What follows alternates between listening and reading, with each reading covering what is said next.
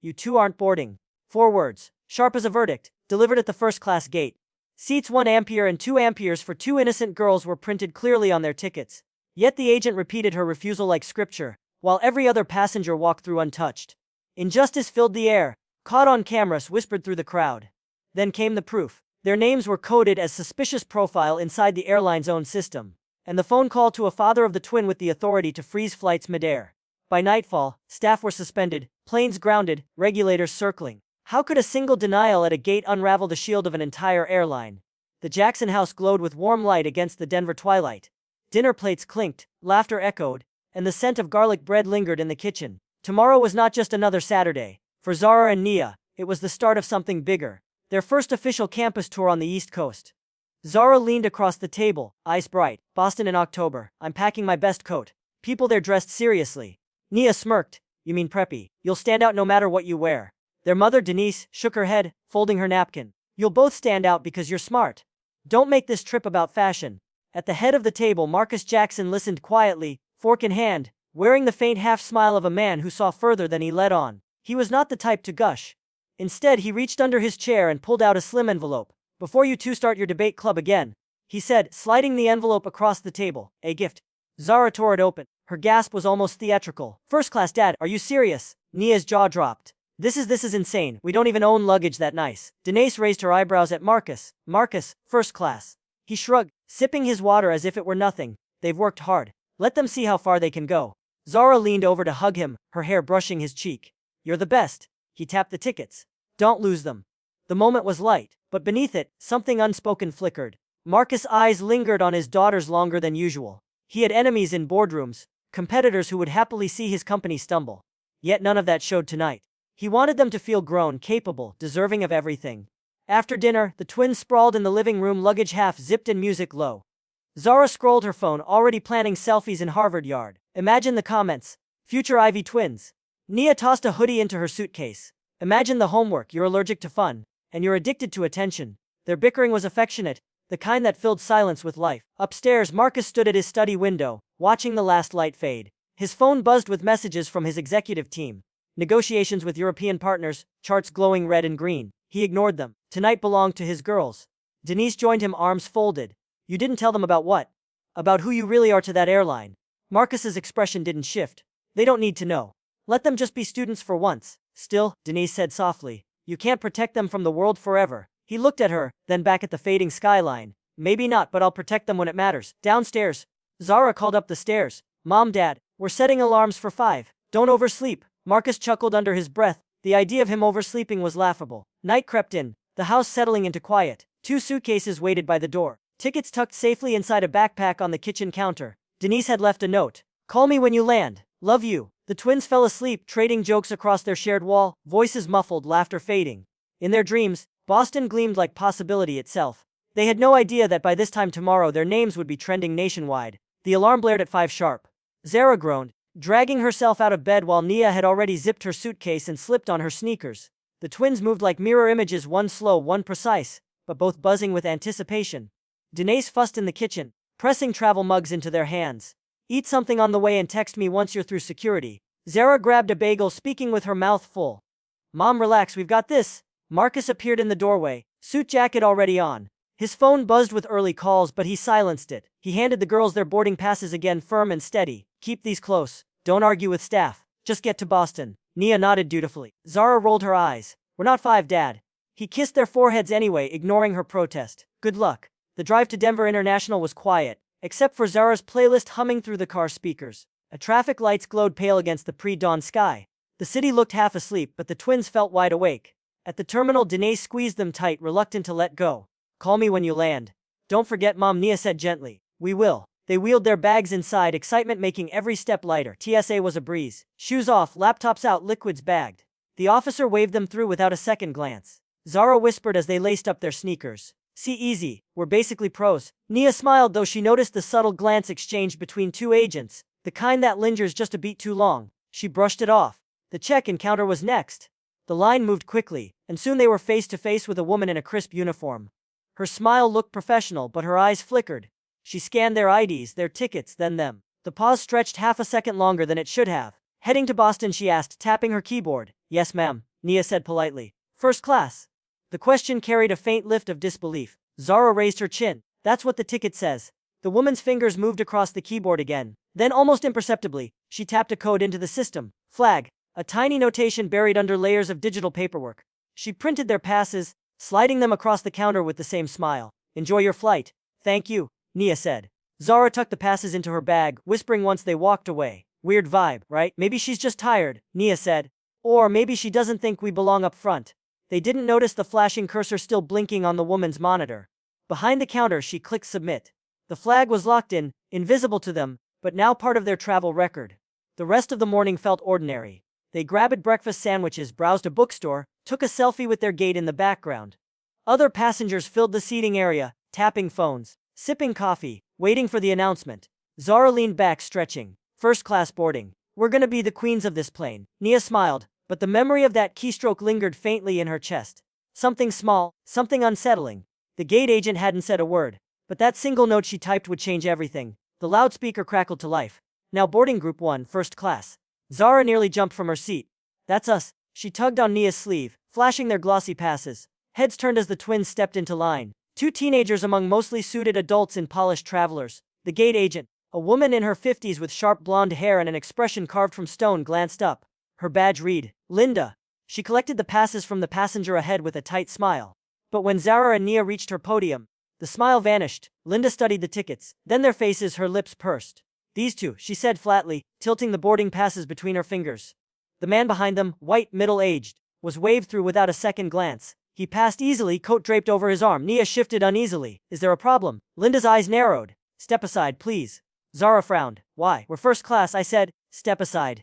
Linda motioned toward the rope barrier. Her voice carried sharp enough for other passengers to hear. The twins moved confused. Behind them, more travelers flowed past.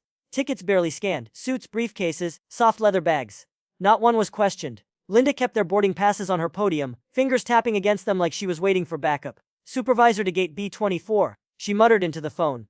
Zara whispered to Nia. She didn't check anyone else. Nia's stomach twisted. Maybe it's random. Funny how random always looks the same. Zara shot back, voice low. Passengers glanced over shoulders. Some avoided eye contact. One woman tugged her child closer. The boarding lane funneled on, a quiet parade of unbothered faces. The twins stood alone, set apart by an invisible wall. When the supervisor arrived, a man with thinning hair and a rumpled jacket, he looked tired before he even opened his mouth. Linda handed him the tickets like evidence. These two flagged, she said. Flagged how? Nia asked. The supervisor glanced at the screen, then at them. His tone was bland, bureaucratic. Just a system thing. Standard procedure. Zara folded her arms. So standard procedure means every white person walks through, but we get pulled aside. The supervisor's eyes darted, avoiding hers. Mom, please lower your voice. Mom, at 17. The word cut deeper than he knew. Nia tugged her sister's sleeve, trying to steady her. Maybe they'll clear it in a minute, but the boarding lane kept emptying passenger by passenger, until only the twins remained. The gate door swung shut with a heavy click. Linda stacked the leftover passes. Boarding completed, she said into her headset. The silence in the waiting area thickened, broken only by the hum of the air vents. Zara's hand tightened on her backpack strap. They thought it was just a mix-up. They were wrong. The boarding area was nearly empty now. Rows of chairs sat abandoned. Coffee cups left behind. Wrappers crumpled on the floor. Through the wide windows, the plane still idled at the gate. Jet bridge attached like nothing unusual had happened. Zara's voice cut through the hush. You let everyone on. Everyone but us. Linda didn't flinch. She folded her arms, headset pressed to one ear. Watch your tone. You'll fly when you're cleared to fly. We had first-class tickets. Nia said, forcing calm into her voice. We checked in. Clito security. What else do you need? Linda turned, lips pressed thin. Don't make a scene. But a scene was already happening. A college student with earbuds half hanging out lifted her phone. The red light blinked. A man across the aisle angled his camera too. Whispering rose like smoke curling through the silence. Zara felt the heat rise in her chest. So being black is a system flag now. The supervisor winced, sweat collecting at his temples. Young lady, answer the question. Zara snapped. He didn't.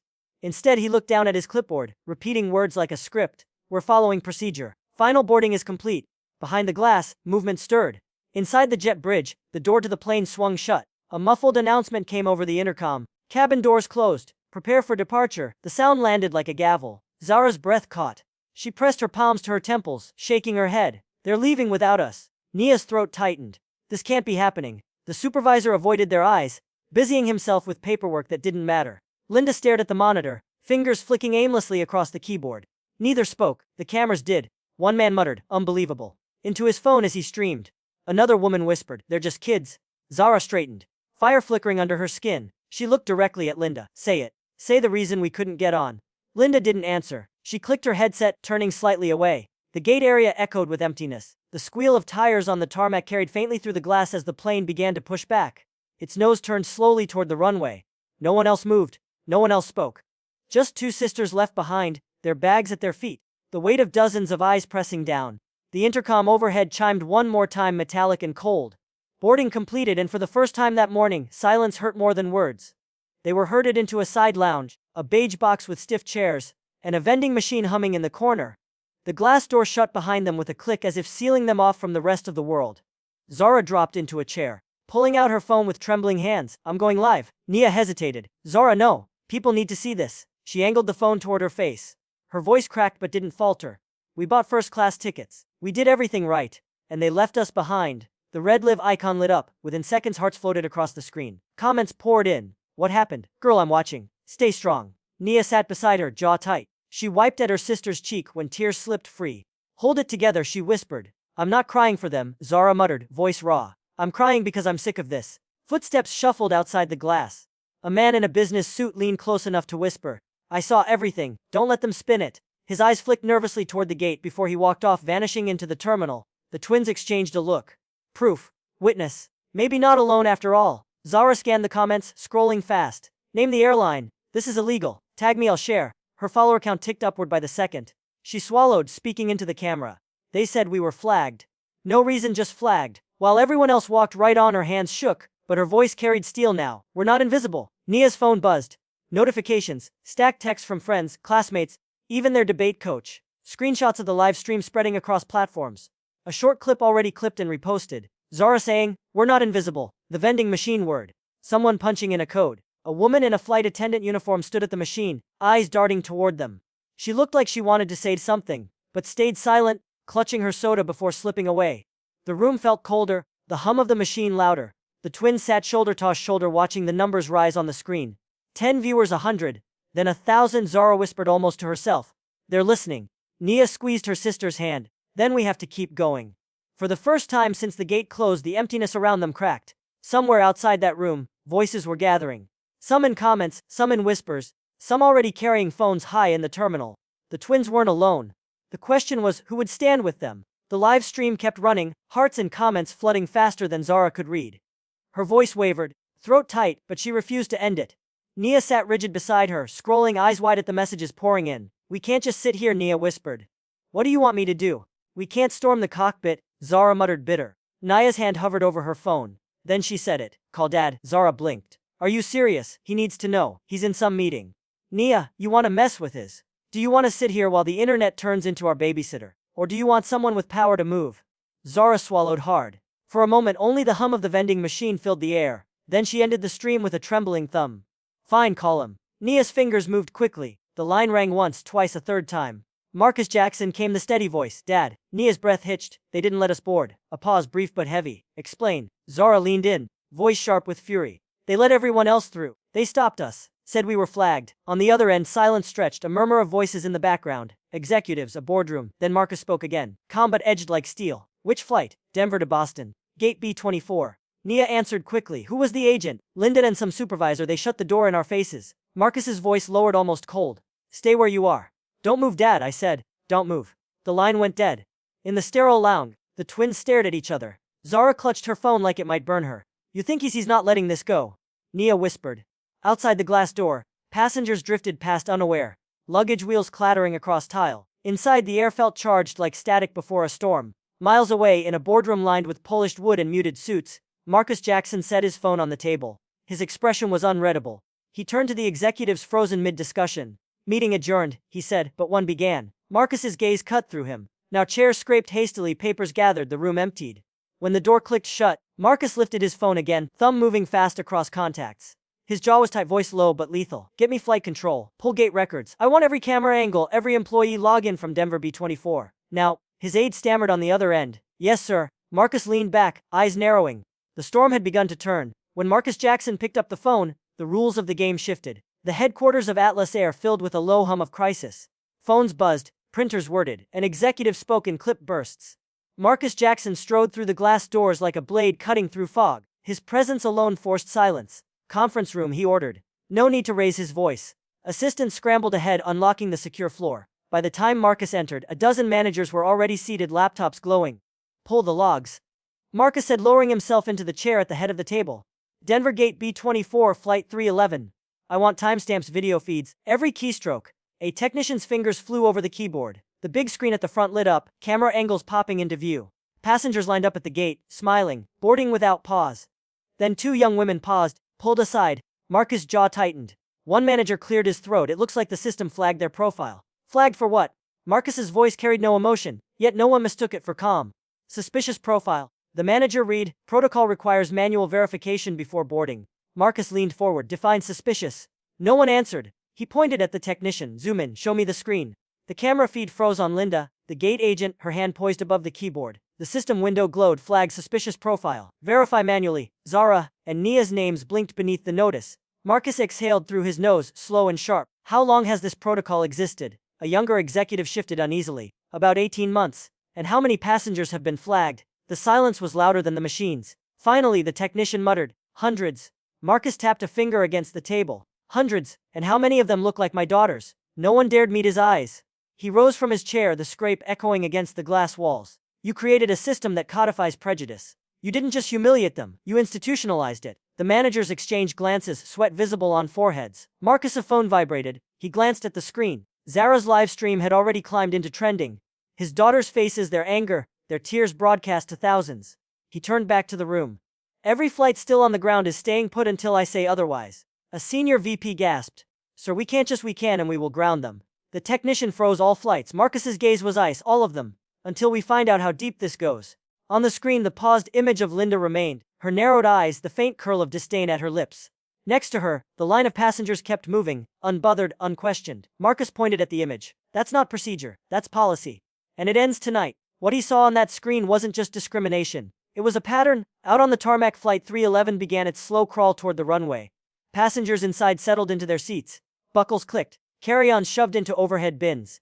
To them, it was just another flight east. To the ground controllers, new orders arrived like lightning. Flight 311 returned to gate. The radio crackled. "Technical review required." The pilot frowned, fingers tightening around the throttle. "Repeat that. Immediate return." "Safety protocol." In the cabin, a ripple of confusion spread as the aircraft shuddered, banking gently back toward the terminal. Seatbelt signs chimed again. A businessman cursed under his breath.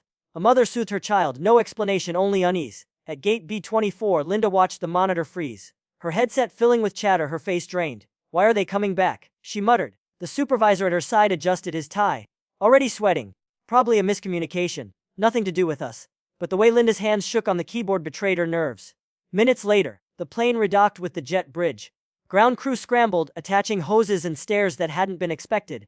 Passengers peered through windows, bewildered. Then came the black sedan, rolling up to the private access door. Its tinted windows reflected the fluorescent glare of the terminal. From inside, security stepped out first, speaking into radios, clearing a path. The waiting lounge door opened. Zara Jackson, Nia Jackson. The twins looked up in unison. "Yes," Nia said cautiously. "Follow me." They gathered their bags, hearts pounding, phones buzzing with notifications. Outside the glass walls, passengers craned their necks. Whispers rippled. Linda stiffened as the girls were escorted past her desk. "They can't board. They're flagged."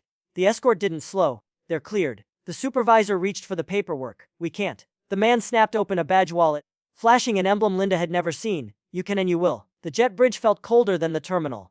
The hum of machinery louder. At its end, a set of metal stairs lowered to the tarmac. A private crew waited. The sedan idling below. Zara clutched Nia's hand. "What is happening, Dad?" Nia whispered, guided down the stairs. They approached the plane not through the crowded jet bridge, but from the ground up. A backway reserved for executives and heads of state. The cabin door opened above, attendants frozen in place as two teenagers climbed the steps like unexpected royalty. Inside, passengers stared, phones twitching in hands, unsure if they should record. Whispers swelled. Zara lifted her chin. For the first time that day, she felt the balance shift. The seats were waiting, first class, exactly where they had belonged all along. And yet, the air was different, tense, charged, as if the entire system holding this airline together was trembling. For years, the system decided who belonged. In the next 5 minutes, that system would face someone it couldn't ignore. Back inside the terminal, Linda adjusted her headset again and again, as if the plastic could shield her from what she already sensed. The supervisor hovered nearby, shuffling papers that meant nothing. The gate monitors blinked with static before a face filled the screen. Sharp, composed, immovable. Marcus Jackson, Gate B24. His voice carried through the speakers, low but resonant. Identify yourselves. Linda froze. This is Linda Carver, gate agent. The supervisor cleared his throat. Tom Willis, shift supervisor. Marcus' eyes did not blink. Linda, Tom, tell me why 2 ticketed passengers with cleared IDs were denied boarding. Tom stammered. Sir, there was a system flag, standard procedure. Marcus cut him off. Show me the policy right now. Which clause states that appearance equals a security risk? Tom's lips opened then shut. Linda gripped the podium. Sir, we followed protocol. Protocol. Marcus leaned forward. The camera caught the hard edge of his jaw. Protocol. Let 20 white passengers board unchecked. Protocol singled out my daughters. Is that what you're calling protocol? Silence. The kind that weighs more than sound. A few passengers lingering at nearby gates leaned closer, phones lifted discreetly. The confrontation was no longer private. Marcus continued. Did either of you stop the man in the gray suit, the woman with the blue scarf, the family with 3 children? No.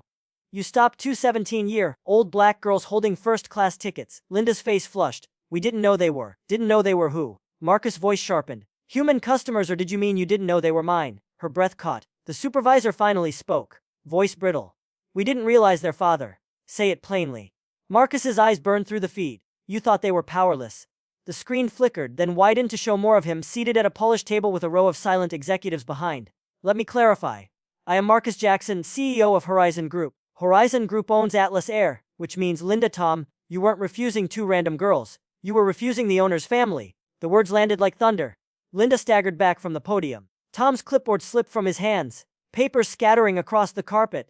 Gas rippled through the gate area. Phones rose higher. Marcus's tone never wavered. You thought you were talking to a customer. You were actually answering to the owner. And I promise you, this conversation will not end at this gate. The screen went black, leaving only their reflections staring back at them, pale under fluorescent light. They thought they were talking to a customer. They were actually answering to the owner. The engines roared back to life. Flight 311 lifted from the runway, climbing into the pale blue above Denver. Clouds peeled away beneath the wings, steady and endless. Inside the cabin, though, the air carried a weight that no altitude could thin. Zara and Nia sat side by side in first class, belts buckled tight. A tray of drinks passed down the aisle, but neither touched theirs. Zara's phone buzzed non-stop in her lap, vibrating against her thigh. Nia silenced it with a swipe. Just breathe, Nia murmured. I am breathing, Zara whispered back, staring at the seat in front of her. I just can't stop shaking. Across the aisle, a woman in pearls watched them openly, lips pressed thin. Behind, a man adjusted his tie. Phone clutched but screamed dark. Everyone seemed to know, yet no one spoke. The flight attendants moved with forced calm, handing out menace, smiling too much. Their eyes flicked toward the sisters, away again like moths dodging a flame. Zara leaned closer. They're all looking at us. They're not looking, Nia said softly. They're reconsidering. The cabin hummed with its usual orchestra, seatbelt clicks, soda fizz, muffled coughs. But beneath it was something else. Restraint. Phones had been lowered, cameras pocketed. Every passenger had witnessed a reversal so sudden it unsettled the air itself. Nia opened the small window shade. Sunlight poured across her lap, harsh and brilliant. The world below looked miniature, harmless. She almost laughed. Zara turned her head. Voice barely audible. I wanted this trip to be about schools, about the future, not about. She trailed off, words lodged in her throat. Nia reached over, clasping her sister's hand. It's still about the future, just a different one now. The pilot's voice came over the intercom, steady, but strangely formal. Ladies and gentlemen, we appreciate your patience during earlier delays. We expect a smooth flight to Boston. Estimated arrival time is 2 hours 50 minutes. A murmur ran through the cabin. Some nodded, others sat rigid. Zara let out a long breath, sinking into the leather seat. Her chest still ached, but her spine felt straighter. 2 hours, she whispered. 2 hours and the whole country will know. Nia nodded, squeezing tighter. Justice had boarded the plane. But the real impact was still waiting on the ground. By the time the wheels of Flight 311 touched down in Boston, the story had already outrun the plane. Zara's live stream clip circled every platform. Hashtags climbing, comment sections boiling, news alerts pinged across phones in the terminal. Photos of the twins in that sterile waiting room spread faster than boarding passes could ever be scanned. Inside the corporate tower of Horizon Group, Marcus Jackson stood at a long table lined with executives. No press, no fanfare. His tone was measured, almost surgical. This is not a PR glitch, he said. This is a structural failure. One executive adjusted his glasses nervously. We can discipline the gate staff. No. Marcus cut in. We don't hang this on 2 employees. The system flagged them because the system was designed to flag them. That's where we start. Silence. A few looked down at their notes, but no one dared argue. Across the country, cable networks ran split screens. The twins' tearful live stream beside clips of Marcus' title, CEO Horizon Group, parent company of Atlas Air. Anchors leaned forward, voices heavy. What does it mean when the owner himself intervenes against his own airline at Denver International? Linda and Tom sat in a cramped office. Their badges were taken pending review. Neither spoke. A single piece of paper on the desk read, "Administrative leave effective immediately." The FAA announced preliminary contact with Horizon. Civil rights attorneys tweeted statements before boarding their own flights. Community leaders scheduled rallies. Back in Boston, Zara and Nia walked through baggage claim to find Denise waiting, arms open, cameras flashed from a distance. Reporters calling questions. Denise ignored them all, pulling her daughters into her chest as if to shield them from the entire country. "I told you to call me when you landed," she whispered. Voice breaking. "We're here," Nia said. Zara clung tighter, murmuring, "It's bigger than us now." Behind them, security staff tried to corral reporters, but microphones still cut the air. "Miss Jackson, how does it feel? Did you know your father would? Are you suing?" Marcus's statement released to employees within the hour. It was blunt. "Effective immediately, Horizon will suspend Atlas Air operations for a full internal review. Independent investigators will be engaged. Policies that enable discriminatory targeting will be dismantled." The memo ended with one line that ricocheted across social media. "This is not a family issue.